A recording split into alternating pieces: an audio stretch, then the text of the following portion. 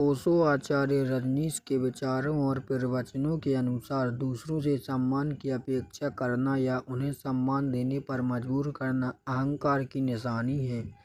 ओशो कहते हैं कि जब आप किसी को खुद का सम्मान करने के लिए मजबूर करने की कोशिश करते हैं तो वह सम्मान असली नहीं होता, बल्कि केवल एक दिखावा या डर होता है। ओशो कहते हैं कि जब तक आपके भीतर यह चाहत है कि लोग आपका सम्मान करें, तब तक आप दूसरों के गुलाम बने रहेंगे।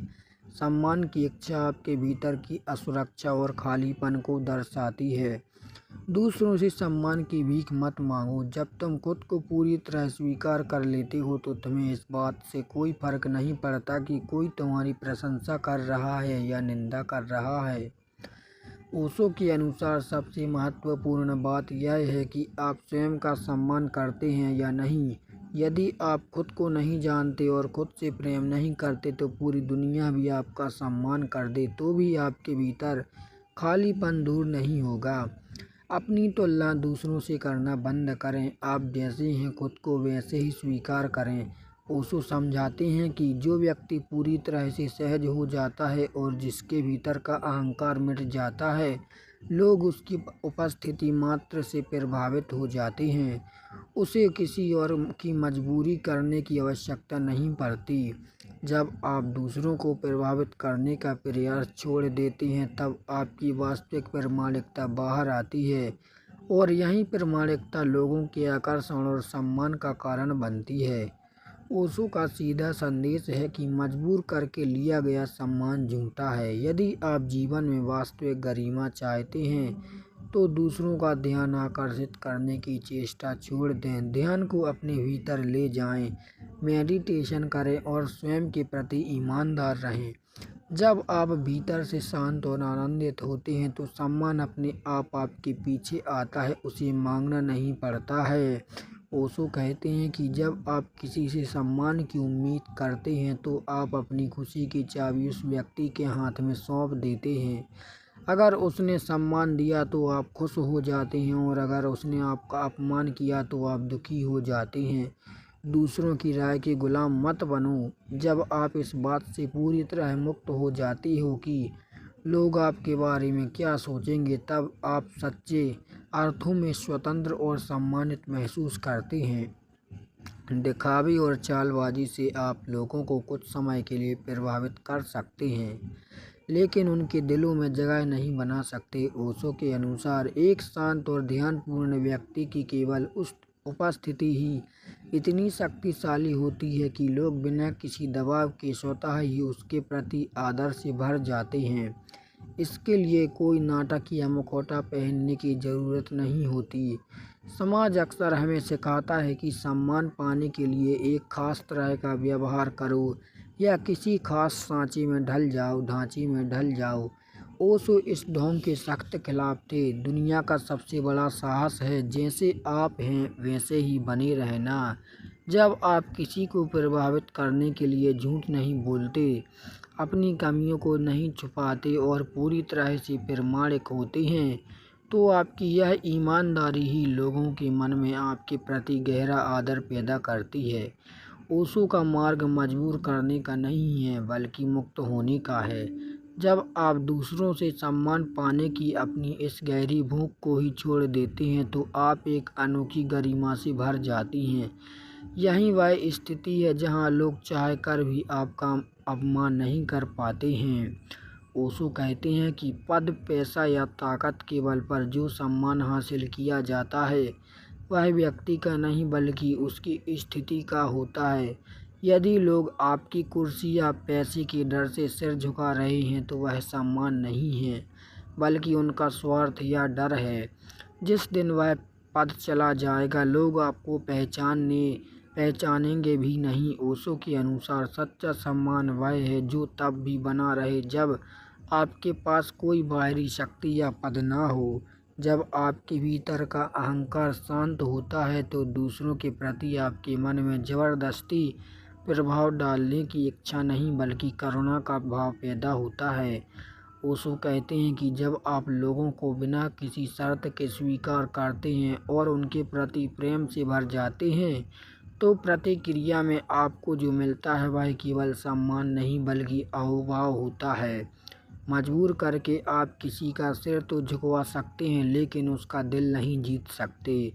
ओशो अक्सर साक्षी भाव की बात करते हैं। इसका मतलब है कि आप अपने जीवन के प्रति एक दृष्टा बन जाएं। जब कोई आपका अपमान करे तो उसे एक दर्शक की तरह देखें कि आपके भीतर क्रोध उठ रहा है या नहीं उठ रहा है। यदि आप शांत रह पाते हो तो आप अपनी ऊर्जा को बचा लिया करो। जब आप अपमान से विचलित और दुखी हो जाते हो तो प्रशंसा से फूलते नहीं हैं। तो आपकी यह स्थिरता ही आपकी सबसे बड़ी गरिमा बन जाती है। ऐसे व्यक्ति के सामने संसार स्वतः ही नतमस्तक हो जाता है। जब आप अपमान से विचलित नहीं होते और प्रशंसा से फूलते नहीं हैं तो आपकी यह स्थिरता ही आपकी सबसे बड़ी गरिमा बन जाती है। ओशो का पूरा दर्शन इस बात पर टिका है कि बाहर खोजना बंद करो, भीतर मुड़ो। लोग आपका सम्मान करें या ना करें यह उनका निर्णय है और इस बात पर आपका कोई नियंत्रण नहीं है। आपका नियंत्रण केवल स्वयं पर है।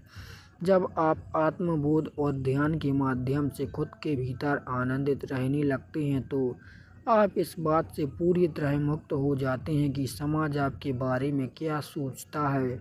और मज़े की बात यह है कि जो व्यक्ति सम्मान की इच्छा से जितना दूर जाता है लोग उसकी तरफ उतने ही आकर्षित होते हैं। ओशो कहते हैं कि जब तक आप यह सोचते हैं कि लोग मेरे बारे में क्या सोच रहे होंगे तब तक आप भीड़ का हिस्सा हैं। आप खुद की कोई पहचान नहीं हैं। जिस दिन आप इस बात की चिंता छोड़ देते हैं कि कोई आपको अच्छा समझ रहा है या बुरा, उस दिन आप पहली बार अपने पैरों पर खड़े होते हैं। ओशो के शब्दों में जब आप दूसरों के निर्णयों से मुक्त हो जाते हैं तो आपकी आत्मा में एक अनूठी गरिमा और महिमा का जन्म होता है। ओशो ने कई प्रवचनों में कहा है कि समाज ने प्रतिष्ठा और इज्जत के नाम पर मनुष्य को एक पिंजरे में बंद कर दिया है। प्रतिष्ठा वह है जो दूसरे आपके बारे में सोचते हैं, चरित्र वह है जो आप वास्तव में हैं। लोग अक्सर समाज में अपनी झूठी प्रतिष्ठा बचाने के लिए अपनी आत्मा का सौदा कर लेते हैं। अंदर से दुखी रहते हैं लेकिन बाहर से मुस्कुराते हैं। ओशो कहते हैं कि इस ढोंग को छोड़ देना ही सच्ची बुद्धिमानी है। जब आप अपनी ऊर्जा को इस बात में नष्ट करना बंद कर देते हैं कि लोग मुझे सम्मान दें तो वही ऊर्जा आपके भीतर इकट्ठा होने लगती है। यह संचित ऊर्जा ही आपकी आभा बनती है। एक ऐसा व्यक्ति जो भीतर से थका हुआ नहीं है, जो अपनी ही धुन में मस्त है, उसकी ऊर्जा इतनी जीवंत होती है कि लोग उसकी ओर खिंचे चले आते हैं। ओशो के पूरे प्रवचनों का सार यही है कि यदि आप चाहते हैं कि लोग आपकी गरिमा को समझें तो पहले आप दूसरों की परवाह करना छोड़ दें। आप किसी को मजबूर नहीं कर सकते और मजबूर करने की इच्छा ही आपके भीतर की कमजोरी को दिखाती है। ध्यान में उतरें, खुद के सच्चे मित्र बने और अकेले जब आप खुद के साथ अकेले रहने में परम आनंद का अनुभव करने लगेंगे तब पूरी दुनिया आपके इस मौन और आनंद का सम्मान करने पर विवश हो जाएगी। उसे ही असली सम्मान कहते हैं जो बिना मांगे और बिना किसी प्रयास के मिलता है और जो बिना किसी दबाव के मिलता है। ओशो के अनुसार जो व्यक्ति दूसरों से सम्मान, प्रशंसा या प्रेम की भीख मांग रहा है वह असल में एक भिखारी है, भले ही उसके पास कितना ही धन क्यों ना हो। जब आप मांगना बंद कर देते हैं और अपने भीतर छिपे आत्मस्वरूप को पा लेते हैं तो आप अपने जीवन के सबसे बड़े मालिक बन जाते हैं। एक सम्राट कभी इस बात की चिंता नहीं करता कि राह चलते लोग उसके बारे में क्या राय रखते हैं। समाज हमेशा हमें कुछ विशेष बनने की दौड़ में दौड़ाता रहता है, बड़ा आदमी बनने की दौड़ में या प्रतिष्ठा पाने की दौड़ में या आदमी सम्मानित करने की दौड़ में भगाता रहता है। ओशो इसके ठीक विपरीत कुछ भी ना होने के आनंद को समझाते हैं। जिस दिन तुम अहंकार शून्य होने को तैयार हो जाते हो या अहंकार को नष्ट करने के लिए तैयार हो जाते हो उस दिन परमात्मा का पूरा अस्तित्व तुम्हारे भीतर बहने लगता है। जब आपके भीतर यह अहंकार ही नहीं बचता कि मैं कोई विशेष व्यक्ति हूँ तो आपके भीतर एक परम शांति और सरलता का जन्म होता है।